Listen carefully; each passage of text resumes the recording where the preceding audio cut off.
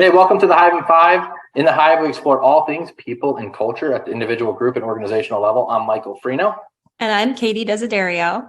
If you're looking to find ways to optimize human performance, then tune into the Hive in Five, where we learn and unlearn with subject matter experts to support you as you pollinate others. We're so excited to welcome a very special friend of the Hive and thought leader, Dan Carusi. He has over 30 years of experience in executive level positions that fuel human performance at work. Dan most recently started Red Paint Consulting, where he creates learning experiences, often in outdoor settings, that move leaders out of their comfort zone. Along that theme, Dan's buzzword today is organizational trust. Dan, welcome to the Hive. Mike and I are so excited to have you here with us today. Thank you. Happy to be here, Katie and Mike. Looking forward to the conversation. And so, Dan, I guess, as we, think about our listeners, what if you could just give some advice to listeners about just some small things that we can do to start to encourage or enable more trust, what would that advice be that you'd give to our listeners? Yeah. How much time do we have? I'll go on for too long. No, I think the number one for me is allow yourself to be vulnerable, whether you're in a leadership position or not. If you can get yourself to a point where you can open up with others, it changes the dynamics, the relationships, and the trust will be built upon that. We were taught so much to be reserved and hold that back. Fight that, break through that, and allow that vulnerable moments, because it'll make a difference in trust, especially as a leader. I think the other one for everybody, again, individual contributor or leader, is look for opportunities to get outside your comfort zone. You can do that on your own. You don't need somebody to do it. It helps sometimes if you struggle to find that opportunity.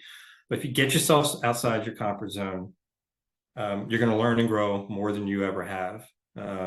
That's where the learning and growth takes place. But more importantly, take a step back and reflect on what just happened and learn from that and say, what am I going to do different because of it?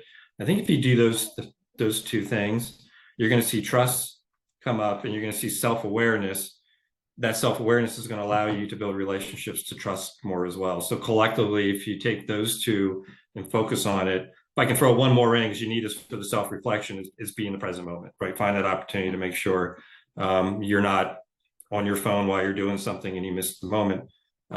Be in the present moment, get out of your comfort zone, reflect on it, and then make it actionable and be vulnerable throughout the entire process. And when you do that with others, there's your trust. And you just hit on so many things that resonate with me, but the undertone of these lens check moments, right? What we see depends mainly on what lens we choose.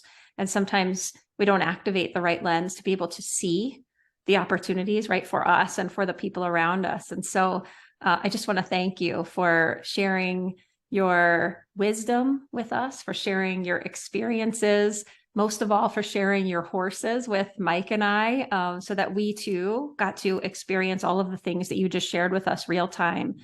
Thanks so much for being here with us in the Hive. Thank you both. Thank you both for having me. I appreciate it. And we'll get you back on the farm with the horses in the near future for sure.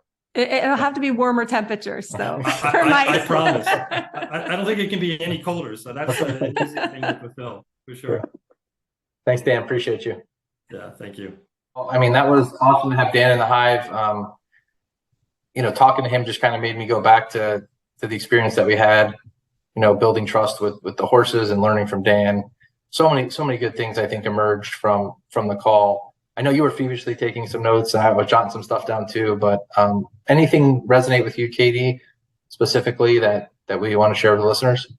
So many things. You know me, I always have takeaways, and I love that we spent this time with Dan. Every time I spend time with him, I learn, I have aha moments. And for listeners, Mike and I have a book coming out in May, The Beekeeper, Pollinating Your Organization for Transformative Growth. And as I was listening to Dan kind of share with us the undertone of the importance of trust building as we create strong cultures, I was thinking about some things that really thread, the messages in our book. And, while the book is called The Beekeeper, we learn that we have the choice as leaders to choose who and how we want to be.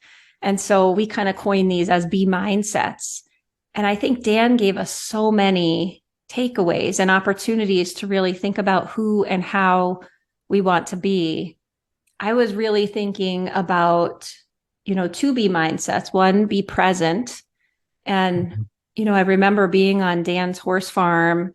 And before we even started, it was like frigid temperatures, high winds, right? We were among strangers. And he asked us to kind of turn our backs to the barn and to look out at the mountains and to kind of just close our eyes and feel, right? And so aside from the whipping winds, it was like, then open your eyes. What do you see?